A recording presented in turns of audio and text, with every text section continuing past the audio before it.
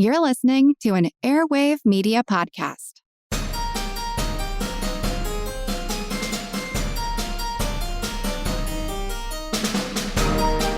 Hello, and welcome to Ben Franklin's World Revisited, a series of classic episodes that bring fresh perspective to our latest episodes and add deeper connections to our understanding of early American history. And I'm your host, Liz Covart. When we think about slavery in early America, we often, rightfully, focus on the human toll, the violence, the exploitation, and the dehumanization that defined the institution. But slavery wasn't just a system of forced labor, it was also a business.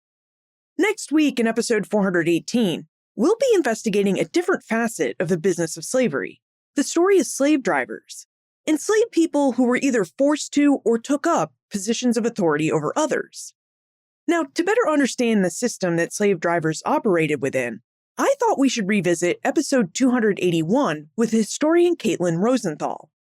Caitlin is now an associate professor of history at the University of California, Berkeley. Her book, Accounting for Slavery, Masters in Management, won the Simkins Award from the Southern Historical Association and the Economic Historical Society's First Book Prize. During our conversation, Caitlin reveals how enslavers tracked the productivity of individual enslaved people using pre-printed account books, how those account books contributed to the rise of scientific management and business practices, and why understanding these plantation systems is crucial for rethinking the origins of American capitalism. Okay, are you ready to revisit with Caitlin and see how slavery shaped not just lives, but account ledgers? Let's go rejoin Caitlin Rosenthal.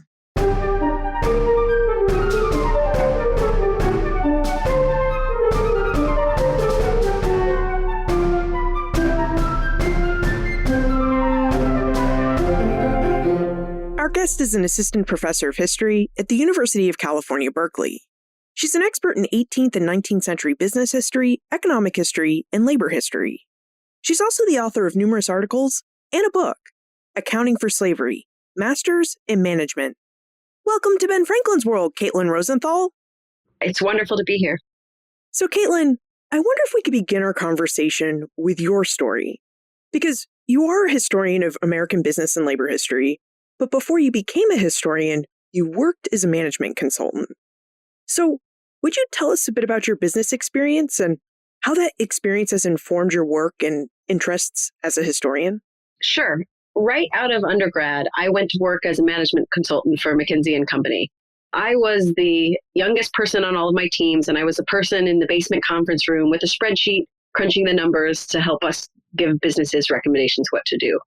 And while I was doing that, I had two kind of epiphanies. One was that as I worked in a whole bunch of different industries, from trash companies to medicine to natural gas, I just realized how fundamental big businesses were to the way Americans experience their daily lives. I had known this in the abstract before, but I really hadn't thought very deeply about it as it related to my interest in history. So I got interested in business history. The second connection is really about scale. So all the businesses I was working for were really big. And I had a lot of data about a lot of people, about workers and about customers. And I didn't directly have power over their daily lives, but the information, the numbers I was crunching ended up in reports that led to big decisions that might influence whether they kept their jobs, whether they got a raise, whether a product was available to a particular market. So I became interested in big business and its relationship to quantification. Specifically, what happens when business leaders start to see people who work for them, people who they serve as customers, as cells in a spreadsheet. And so when I went back to graduate school to do history, I wanted to trace the emergence of that kind of spreadsheet outlook and ask what were the consequences for American businesses, both for the ways they pursued profit and also for their ethical behavior to their employees. You mentioned that one of your experiences as a management consultant was that you really got to see how big businesses influenced and impacted the lives of everyday people. Were there any big businesses in early America? And if there were big businesses, how did early Americans interact with big business? So this is one of the things that put me on the story of plantation slavery. There were merchants who did big trading, and there were textile mills that increasingly had, say, by the 1830s and 40s, might employ 400 people or something like that. Now, when you go to the British West Indies or to even some of the largest plantations in the American South, you can find plantations that are much, much larger. So, for example, I use records from a group of plantations in Jamaica. It's something like 20 different properties that range from 100 slaves to 500 slaves. In total, about 2,000 slaves, and they're all owned and managed in one organizational structure. So it's a really big business. And this would have been much bigger than other colonial big businesses. Now, in her book, Accounting for Slavery, Caitlin explores the relationships between American slavery and American capitalism, and how American slavery and American capitalism impacted early American business practices. Specifically, Caitlin explores how slavery encouraged the development of sophisticated management practices. Caitlin, would you tell us about the relationship between slavery and capitalism, and how that history of American slavery fits within the history of American capitalism? So coming from that management consulting environment, I was used to people thinking about their work being the heir to the legacy of Carnegies and Rockefellers, of railroads, of computers, and a telling story for the emergence of businesses and of the economy we live in today that came out of a free labor setting. And so I went back to graduate school to study the emergence of this big scale. I assumed as that was where it started. I started my research looking at records from the Lowell mills, textile mills in New England, and looking at iron forges and eventually looking at railroads. And then relatively early on, someone handed me a copy of Thomas Affleck's Plantation Record and Account Book, which was a pre-printed all-in-one plantation book designed for use on a slave plantation. And I was immediately blown away by the complexity of this record, and then also by the fact that a number of Southern planters filled it out assiduously, keeping productivity data for every enslaved person on their plantation every single day. So this changed my view of where this story started. So I started to look for milestones in business practices emerging on slave plantations. And then the project became one where I was seeking to basically write slavery back into the history of American business. The traditional narratives and topics covered by scholars in business history generally don't include or intersect with slavery. But it turns out that most fundamental innovations, from the emergence of organizational structures to the keeping of productivity to tracking depreciation of assets, were also happening on slave plantations. That's really fascinating, and it does lead to a larger question about the relationship between American slavery and American capitalism and how that relates to the history of early America. So, could you tell us more about this relationship between American slavery and American capitalism? Well, there's two different stories. When I say the history of capitalism, I really mean the emergence of the economy that we live in today. And the economic history of slavery, people had talked about the relationship between that economic history and the emergence of capitalism, asking, did slavery shape the emergence of capitalism, or even did slavery cause the emergence of capitalism? But a lot of that work continued to think of slavery as pre-modern, as not advanced or not innovative. And what I was seeing was slavery merging with modern capitalism and adopting many of the most sophisticated business practices of the time. So I think of detailed business practices, highly quantitative business practices, as being one of the characteristics that emerges with the arrival of modern capitalism. And seeing that emerge on slave plantations changes the way we have to talk about the relationship between slavery and capitalism. So now that we have some context in place about the histories of slavery and capitalism, one of the unique aspects of Caitlin's work is that she focuses on the history of American slavery and American business through the account books of slaveholders. And in Accounting for Slavery, Caitlin notes that historians have rarely used account books and don't necessarily view them as business records. Caitlin, would you tell us about the slaveholder account books you looked at and what it means to view these account books as historical business records? So a lot of the records that I used had been used before. People had used them to find out about the structure of enslaved families, to find out what people ate, to understand stories in social and cultural history. So that meant that very few people who'd used these records had actually asked, what do these look like in the context of other business records? That is, people who are running an enterprise as one of its main goals to make money. So I could come and look at these plantation records and ask, why are slaveholders recording the data that they're recording? Not only what are they recording, but how are they putting it to use? And sometimes how are they being thwarted when they try to record something and enslaved people simply refuse to be measured? And that's not a set of questions that people had brought to these records before. There are lots of historians of American slavery who've used account books, and there are lots of business historians who've studied business practices, but almost no one was bringing those two fields of expertise together. You talked a bit about how you view account books in relationship to other business records. But what do account books look like in relationship to other account books? What is the physicality of an account book? Like if we were to go into an archive and asked to look at an account book, what precisely would we be looking at? Oh, absolutely. So I'll take you through an example in a second, but I should first start by saying account book is not even really a category that makes a whole lot of sense in early America. And I know this because when I go to the archives and I request an account book that's listed in the library catalog or in a finding aid, I never know what I'm going to get. Sometimes I get a pocket-sized book that someone carried around making notations. Sometimes for a bank, for example, you get a gigantic leather-bound gold embossed book. And all of these fall under the category of account books. And some of them are filled cover to cover with neat calculations that are easy to decipher. Others are used in multiple ways in both directions. For example, account books are used from the beginning. Someone stops needing the book for that purpose, but paper is scarce. So later when they need another book, they simply flip it over and begin again from the back. And then because these are historical account books, a lot of them are scribbled over by children as they kind of continue their life in an environment where paper was relatively scarce. So the category of account book is a pretty broad one that basically includes any kind of notation people are making. So I had to narrow down a little bit. So the book is really about account books that relate to the management of labor. And I mentioned one of those earlier in your questions, Thomas Affleck's Plantation Record and Account Book. And this was basically a desktop book about the size of 8.5 by 11, a little bit bigger. And the book contained about 15 different blank forms. Some of them, it just had one copy.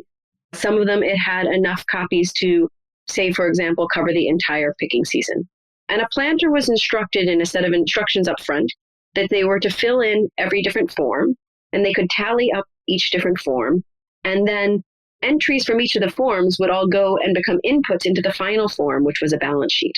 And then they could tally that balance sheet up and they would know something about how profitable their work was. So it was a kind of Mad Libs for accounting. Now, as you can imagine, not everybody filled out the whole book. Indeed, a lot of people didn't fill out most of the book. So what I do is I kind of go in and look at what people did fill out, what they skipped, how they changed the way they were filling things out over time, what numbers they added up, and how they might have used them. So in that account book I just described, the most important two forms for cotton plantations, number one, the record of cotton picking, where planters filled in how much cotton every enslaved person picked every single day for the picking season. They tallied that up both by person and by week, and they used it to track their productivity. So they could set incentives, make comparisons, and simply know if they were on track for the year. The other most important and almost always completed record is an inventory of enslaved people. It's basically a record of what we would call human capital. How much were these human assets worth? Typically, these have a list of names, a list of ages. Sometimes they include occupation, and then they have an estimate of the person's value in the market. And at the beginning and the end of the year, planters would often tally up all these values, and they could compare to where they were a year earlier to know if their investments in enslaved lives were growing or decreasing. So basically, what these two records represent are the two main ways that planters were making money: growing as much cotton as they possibly could and increasing the value of the enslaved lives that they owned. This is really interesting because, as you said, account books could really vary in size and contents, and I've even seen that in my own research, and there's quite a variety there. And yet, on these plantations, you really find account books that have about 15 different pre-printed forms that plantation managers or owners could fill out or not fill out as their needs dictated. Now, what I'm curious about is how these pre-printed forms, like the cotton picking sheets or the inventory sheets, how these pre-printed forms developed and how these forms changed over time as more and more plantation owners used them. Yeah, that's one of the things that's most striking about the Plantation South, is that the records are standardized compared to what you find in the North. And there's two different ways to think about how those records emerged. There's like a long story and a short story. So the particular book that I just described, it's the bestseller Plantation Account Book, is written by a man named Thomas Affleck, who's an immigrant from Scotland. He moves to the US, and he has worked previously for a bank in Scotland, so he has some financial expertise. He brings that with him. And as he starts to plant cotton in the American South, he looks at the records of his neighbors and sees that he thinks there would be a market for a pre-printed account book. And he sees this himself as a kind of business opportunity. He's an investor who's always speculating in new things. So he has these books printed up, specialized for sugar and for cotton, and in varying sizes to accommodate varying plantations. So his story and the way he describes it when he's trying to sell the book is a very personal one, where he's brought this special expertise. But if you take a couple of steps back, the story of how account books come to be so standardized in the American South actually begins quite a bit earlier, and probably in the British West Indies. So there, going back to as early as around 1790, you can find a less complex but still quite detailed pre-printed all-in-one plantation record and account book. And more common than that are monthly reports that absentee owners in England had printed up, and they would require the attorneys and overseers to fill these things out every month and send them back to England so that they could monitor their plantations from a distance. And there's at least some evidence, including someone who migrates from Jamaica to the United States and then publishes a series of articles in a Southern periodical, that some of the American books that emerge, like Thomas Affleck, are drawing on this earlier West Indian legacy. What was the purpose of standardizing all these different forms? How did early Americans come to decide that if you're a plantation owner, these are the things that you really need to keep track of on your plantation? I'll give you an example of someone who adopted Thomas Affleck's plantation record and account book. Eli Capel is a medium-sized planter in the Deep South. He's growing cotton. And in the late 1840s, he's still using those smaller blank books that I described before. Basically, he keeps his plantation records in a diary where he records lots of information. And among that information is some picking totals. On days when enslaved people have picked a lot of cotton, he records each person's picking data. But he has a lot of trouble doing this. I mean, he's trying to keep a lot of data, and it spills into the margins. It's difficult to add up, and it makes a bit of a mess. So he gets a copy of Thomas Affleck's plantation record and account book, and all of a sudden, he's got a spot for every name, a column for each person, and he can enter the data that he was already collecting, but in this neat grid, and he knows how much each person is picking each day and how much he can expect to pick over the course of the week. Now, why would you want to know this information? The biggest determinant of how much money you're going to make as a cotton planter is how much cotton you can pick. And there's a bottleneck when the picking season comes. So you really need to pick quickly. And in order to pick quickly, you need to be able to figure out how much cotton enslaved people can pick. And so by keeping this data, he knows how much each person has picked in the past, how much they've picked in total, and he's able to track that information over time. Now, there are also a number of slave narratives that say that planters use this data to create incentives and punishment for enslaved people, including a couple of narratives that say planters were weighing enslaved people's cotton down to the pound, and if they fell short of their target, they might be whipped as much as a lash for every pound they fell short. And there are also planters who played overages. They set a quota for someone, and then if they reached that quota, they could be paid a small amount for each pound they went over. Now, this situation created a huge amount of anxiety for enslaved people. There's a really moving passage in Solomon Northup's slave narrative where he talks about what it was like to be an enslaved person having your cotton weighed. And he said, you approach the gin house and you're afraid whether you fall short because you'll be punished, but also if you've exceeded your target, because if you've exceeded your target, then your target's likely to be raised in the future. So basically, planters are able to use these books to keep detailed surveillance over people to figure out what maximum amount of cotton they can expect them to pick and to push them to achieve that maximum. Yeah, wow. It really does sound like these account books could induce a lot of anxiety, and that the planters use these account books to help resolve their anxieties about how they can make their business as profitable as possible, while they also produced anxieties in enslaved workers who now had every bit of work that they did tracked, which could really have implications for the future of their work. In a sense, you could think about them, to borrow the terms of labor history, as a tool for a speed up on the factory line. Planters are figuring out how fast they can turn up the speed so that enslaved people are picking quickly at a high cost to them, but at the highest level where they can continue to make them keep going over time.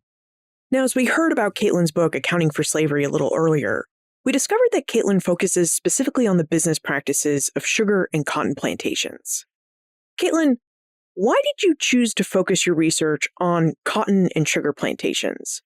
What can these different plantation styles reveal about early American business practices, and what do sugar and cotton plantations reveal about these business practices that we simply can't see in, say, the business of planting tobacco, rice, or coffee? The easy answer is that as I discovered how big this topic was, the project was just getting incredibly unwieldy. And if you're going to write about big businesses, then sugar is the biggest, and cotton is very big as well, and it's the biggest. So I picked them because they're the biggest businesses. So that's the short answer. The more complex answer, though, is that they give two very different windows into what Southern management was like. So as I mentioned before, for a cotton plantation, basically you want to grow as much cotton as possible. And the key thing that planters can do is to change the variety of cotton they're growing and tweak the fertilizer. And then when they've got that ideal match, to get enslaved people to pick as quickly as possible.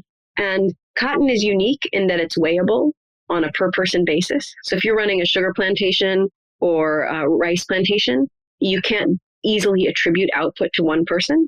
And cotton, you can have not only weights per person, but relatively frequent weights per person. There's an enslaved picker named Charles Thompson who was in charge of weighing the cotton. And he says that they weighed the cotton 3 times per day for each enslaved person.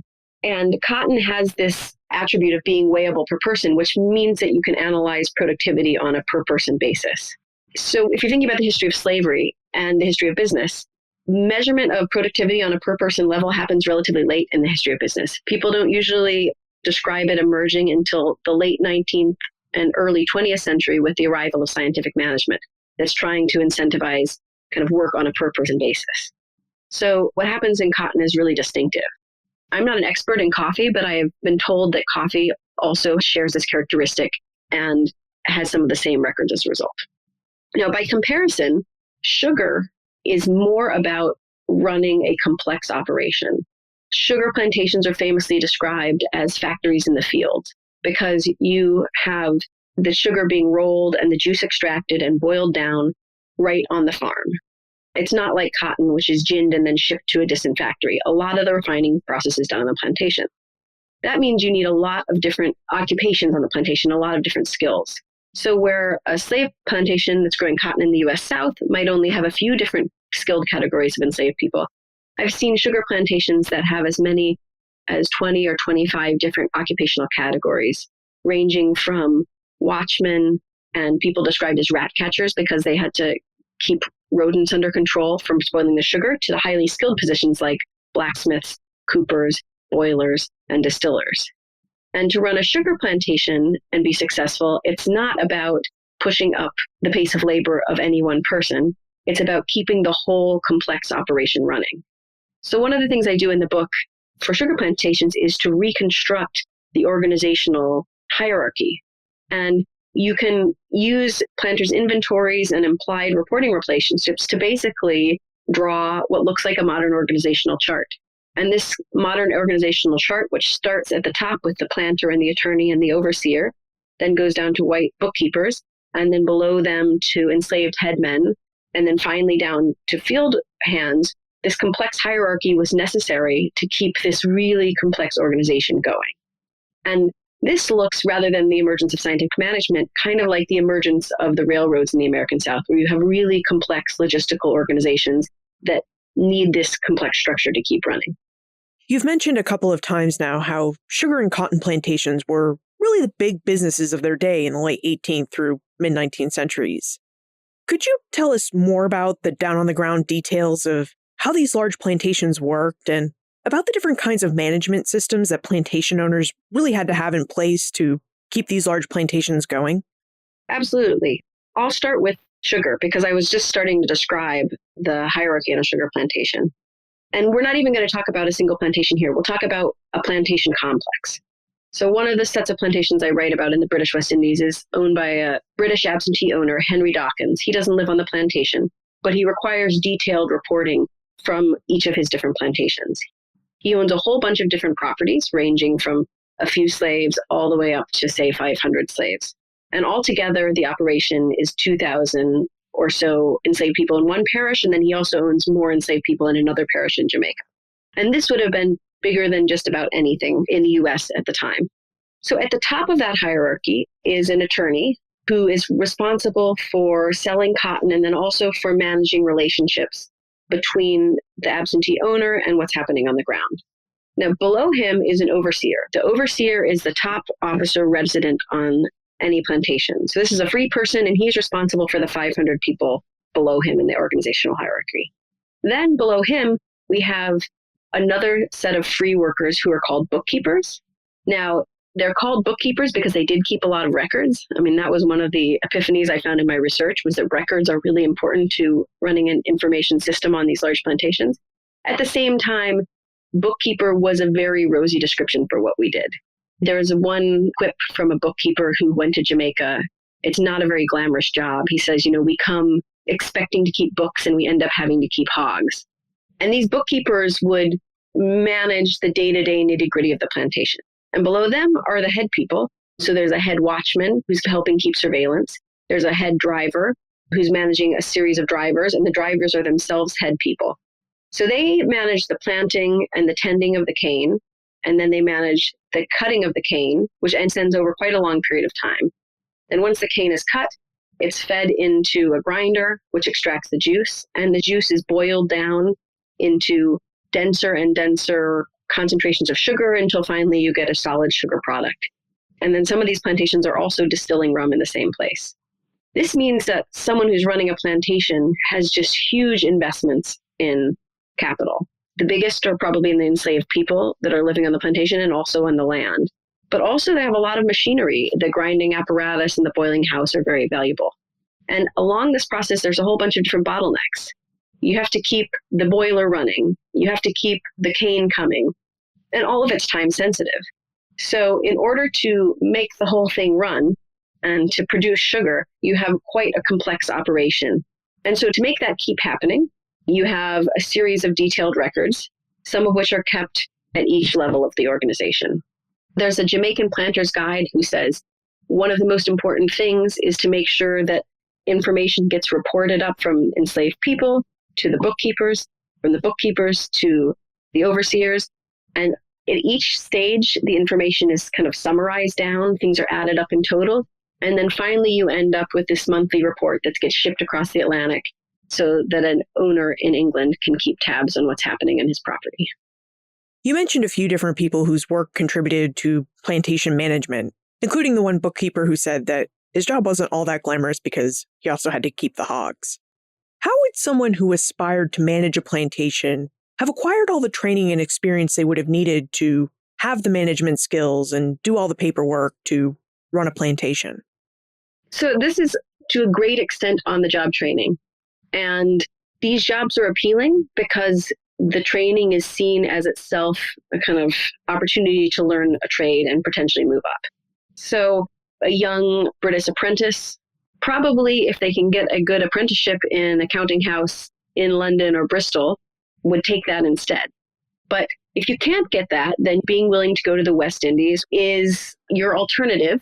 It means that you're going to a place that's a horrible disease environment. It's not very pleasant to be. But on the other hand, if you get there, you learn on the job and survive, then you'll be able to move up the hierarchy. And it's not uncommon for bookkeepers to become overseers over time. And once you've achieved the rank of overseer, it's still a difficult job, but you're in charge of a plantation of hundreds of enslaved people and your living conditions are pretty good. There is one interesting example of someone who's starting a business college in London in the 1850s. And I only have the prospectuses for this business college. I don't think it actually came into being.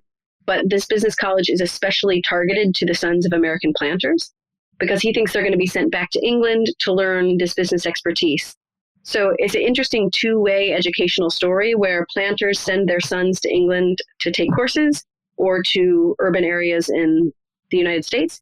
And at the same time, young sons from England and New England are being sent to places like the West Indies so they can do this on-the-job training on the plantation.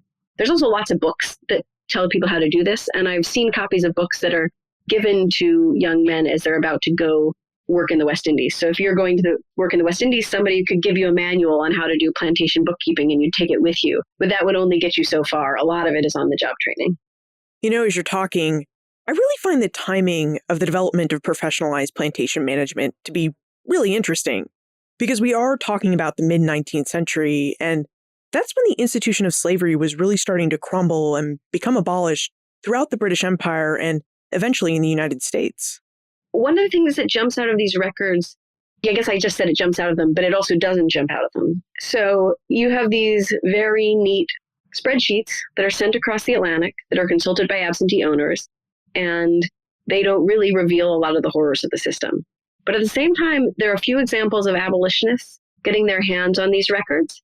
And by sifting through the data, they're able to reconstruct, for example, the death and sickness rates on the plantation and show how horrifying things were that were going on. So it's a really interesting story where this high level of quantification, on the one hand, just looks like an ordinary business and makes it really easy for absentee owners to overlook the violence on their plantations. But this same sets of records in different hands can be used to create arguments against slavery. We have been talking a lot about data in our conversation. And when we talk about business today, we tend to talk a lot about data too. And there even seems to be some concern in modern day business owners that they allow data to control all of the decisions about their business when they really should allow other factors in their business to dictate decisions. Was this a problem in early America too, where plantation owners or managers would become so focused on the data in their spreadsheets that they really forgot to be human and therefore further dehumanize the enslaved people who were working on these plantations? Yeah, I think some of this offers a kind of cautionary tale about how data can make it really easier to overlook some of the human costs of production. I mean, this is a case where you could get a report of plantation production, and unless you're asking the right questions of the report, you miss everything about the violence of the plantation and the horrors of the system. I mean, this is not something that is just an anachronistic thing where we look at the records and we see that they're horrifying, but actually there are abolitionists at the time who talk about this. There's a really powerful passage in one abolitionist, I can't remember who wrote it, but he says, I'm really worried that bookkeepers and apprentices are just going to get used to toting up human lives. And if they tally up these human lives day after day, they're going to become inured to the real horrors of the system because all they see is the data, and this is going to desensitize them to the broader moral questions. Now, I'd like for us to return to the idea of scientific management because in your book, Accounting for Slavery, you argue that scientific management is thought of as a 20th century invention, and yet we can really see this style of management when we look at the late 18th and early 19th century and look at plantation management. So, would you tell us more about scientific management and how we can see it in practice on early American plantations? Absolutely. So, my book is both a book about how business was done on slave plantations, and it's also a book about how we talk about business today and kind of how we narrate the emergence of modern business practices. And when you talk about the emergence of modern business practices, there's nothing more important than scientific management. So Frederick Winslow Taylor founds what's called the system of scientific management between the 1880s and then, I believe, 1913 when he publishes his book, The Principles of Scientific Management. And in that book, he lays out that he's going to find the one best way and show a method for finding the one best way to do any factory task. And that's going to allow the same number of workers to produce more work with less time. And he proposes that that will be used to increase people's profits. And he says it's going to be used to also raise workers' wages, although workers protest mightily when scientific management is implemented in their factories. So this is dated to around 1880 to 1910. And the reason that I talk about it is twofold. One is that this is the touch point for people studying management today. Like if you go read Harvard Business Review, you find references to Frederick Winslow Taylor as the father of modern management practices. And the second reason is that what he's doing looks a whole lot like what, in particular, the cotton planters are doing. Cotton planters don't call this scientific management, but they are similarly obsessed with finding out the one best way for pushing people to pick as much cotton as possible. And the things that they do to extract this information are very similar. They pay attention to how people move through the fields. They pay attention to how much people eat. And then they make assiduous records and they report their findings in the Southern Agricultural Press. They compare their notes and then they attempt to implement best practices to ratchet up the pace of labor. We've certainly talked a lot about cotton and sugar plantations and how they're managed and about all the different data that plantation managers would have collected so that they could better manage plantations. And right after we take a moment to talk about our episode sponsor, I'd like for us to explore how plantation management in the late 18th and early 19th centuries compares with another development in the 19th century United States, the industrialization of the Northeast, where it also seems like factory managers were trying to manage their factories and control the output of their factory products. If Ben Franklin's World has deepened your understanding of early America or sparked your curiosity, please consider supporting the show. We're now independently produced by Clio Digital Media, a small nonprofit I co-founded with fellow historians Joe Edelman and Karen Wolf. There's no big institution behind us. We're just a team of 3 historians with our deep love of history. Your donation is tax deductible and directly supports creation of new episodes, expert conversations, and the kind of trustworthy history that you value. If every listener gave just $5, we'd be fully funded for the year. So please visit benfranklinsworld.com/donate to make your gift. That's benfranklinsworld.com/donate. Thank you so much for your support and for being a part of our story. Caitlin, would you talk to us about the idea of scientific management on sugar and cotton plantations and how that management would have compared with the management practices deployed in early American factories? So the biggest thing that jumps out when you compare the records of, say, a plantation from 1830, 1840 and a New England textile mill of around the same time period is how many workers in New England are quitting. So there are New England managers who are attempting to measure output on a per person basis.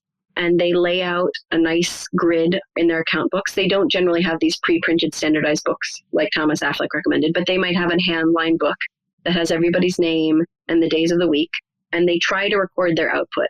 And what's most striking about those records is how often they fail to fill them out. And that's because so many people are quitting. The turnover rate in New England factories was often 100% per year, and sometimes it could be 200% per year. And when your workers are quitting all the time like that, it's very difficult to shift your attention to productivity, to increasing output per worker. Instead, your obsession is, how can I keep the factory going? Like, how can I simply keep my operation running? And you're not even able to get to those questions of per person labor productivity.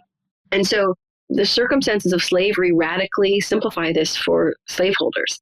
They don't have to recruit labor. They don't have to entice labor to stay if they want to change what enslaved people are doing. They do have to, of course, negotiate, because enslaved people did have some power to resist and to shape work processes. But the extent to which that shapes what they can do is so much less. And by contrast, in New England, even when you're talking about young women going to work in the Lowell mills, people are quitting all the time, and they simply refuse to be subject to the same strictures that planters are able to use on the plantation. Now, this is all changed by the late 19th century and the early 20th century because there's much less availability of labor, so turnover is less.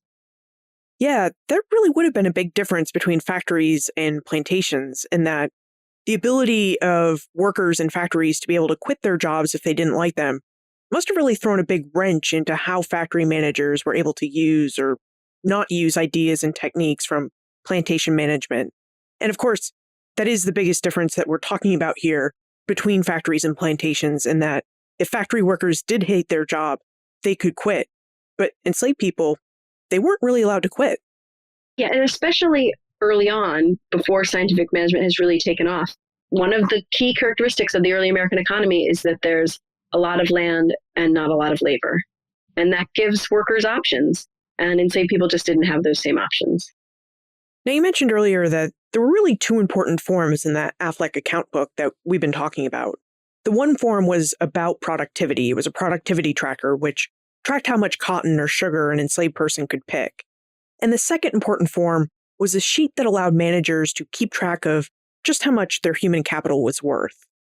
Could you talk to us about this second form? How did plantation owners and managers assign value to enslaved workers, and why was assigning enslaved person a value so important?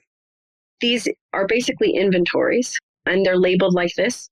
Thomas Affleck's main competitor calls this form the Inventory of Negroes. And the form has a list of spaces for names, ages, occupations, and values.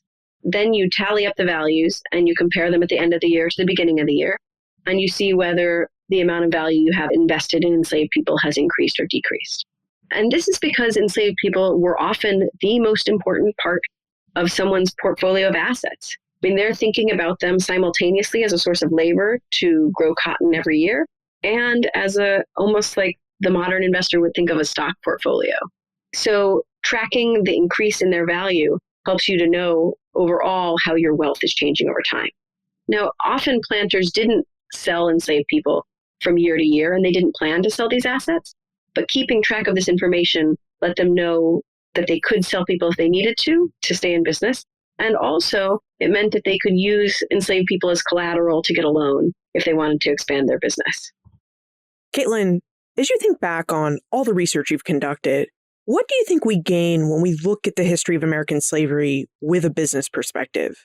Could you tell us what adding a business perspective to the history of slavery can add to our knowledge about the early American past?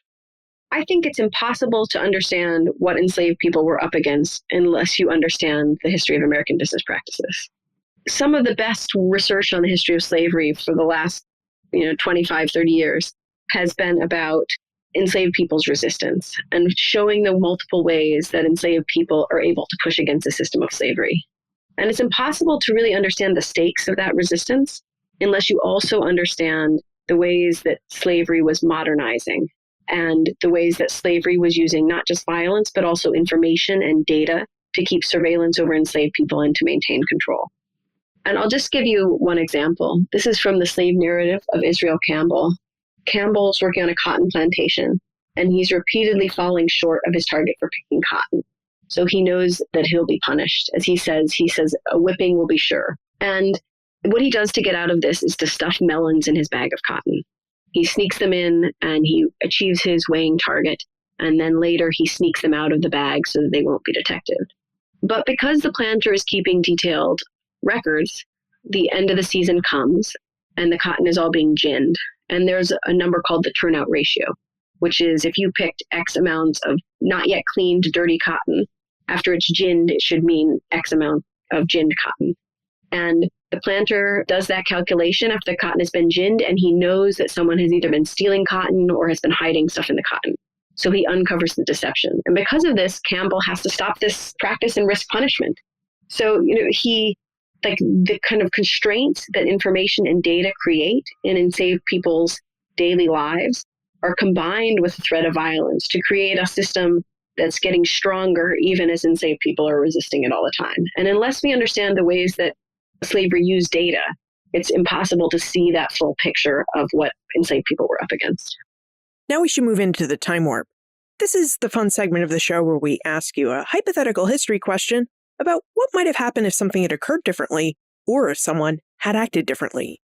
In your opinion, what might have happened if historians in the past had included studies of slavery and plantation management in their early histories of American business?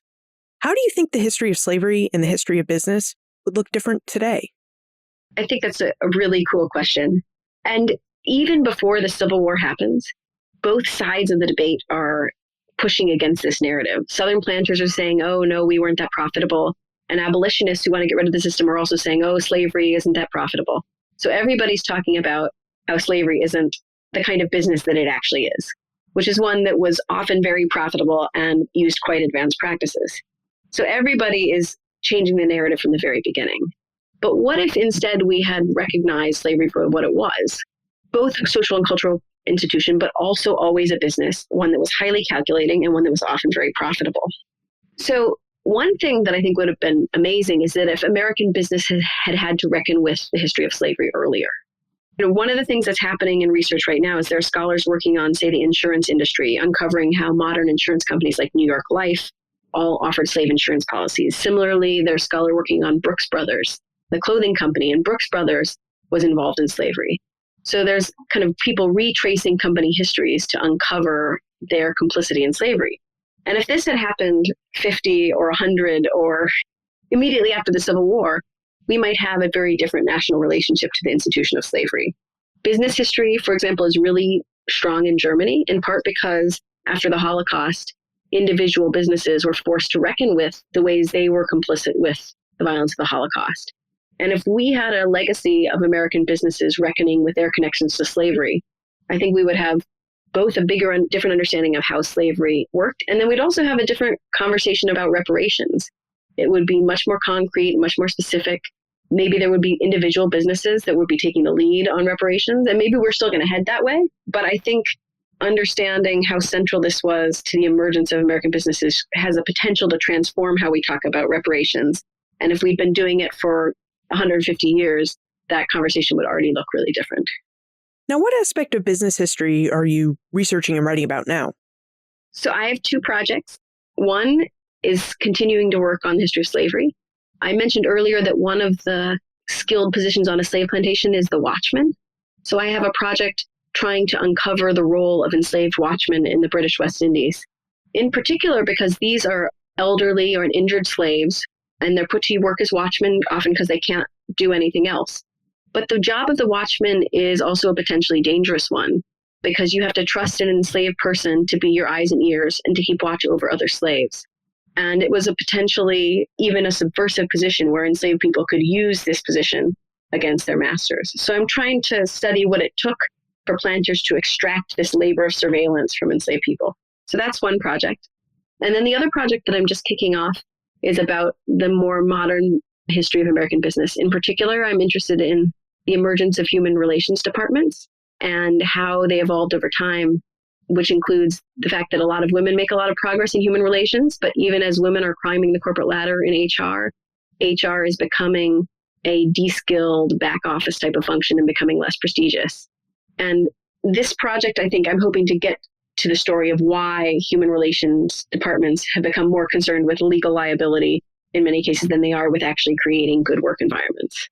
And, even though it's a very different time and place, it really has grown out of my interest in how data and numbers shape the way businesses see their employees and shape the way they see workplaces and their potential to shape people's daily lives. And Caitlin, how can we get in contact with you if we have more questions about plantations and business history in early America?